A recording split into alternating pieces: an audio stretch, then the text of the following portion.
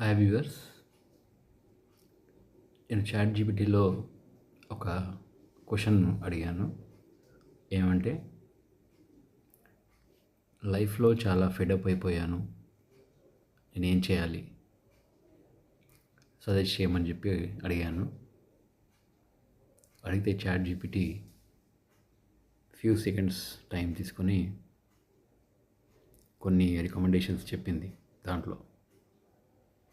అందులో ఒక రికమెండేషన్ అంటే నేను ఎక్స్పెక్ట్ చేయలేదు. ఎందుకంటే అడిగిన వ్యక్తి ఎవరు అనేది దానికి తెలియదు.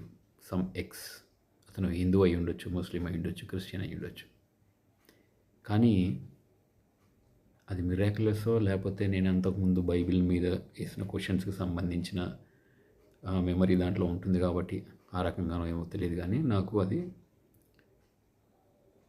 జీవితం మీద విసుగు కలిగిపోయింది. ఇప్పుడు నేనేమి చేయాలి, I'm fed up with my life, now what I have to do అని అడిగితే అది కీర్తనలు 34:18 నాకు రిఫరెన్స్గా చూపిస్తుంది. కీర్తనలు గ్రంథము 34వ చాప్టర్ 18వ వచనం. తీరా తీసి చూస్తే దాంట్లో ఏముందంటే, చదువుతాను వినండి. యెహోవా ఆసన్నుడు, నలిగిన మనసు గలవారిని ఆయన రక్షించును. నేను అడిగిన దానికి కరెక్ట్గా యాప్ట్ అయ్యే వర్స్ని నాకు చాట్ జీపీటీ రికమెండ్ చేసింది.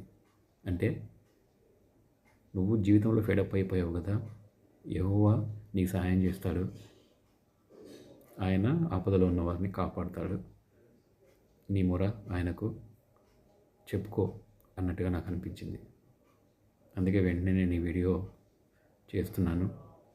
ఈ వీడియో ఎంతమందికి రీచ్ అవుతుందో, ఎంతమందికి నచ్చుతుందో తెలియదు, కానీ ఇది ఒక మంచి విషయం షేర్ చేసుకోవాలనిపించింది. అందుకే ఈ చిన్న షార్ట్ రూపంలో ప్రజెంట్ చేస్తున్నాను. నచ్చితే లైక్ చేయండి, ఛానల్ని సబ్స్క్రైబ్ చేసుకోండి.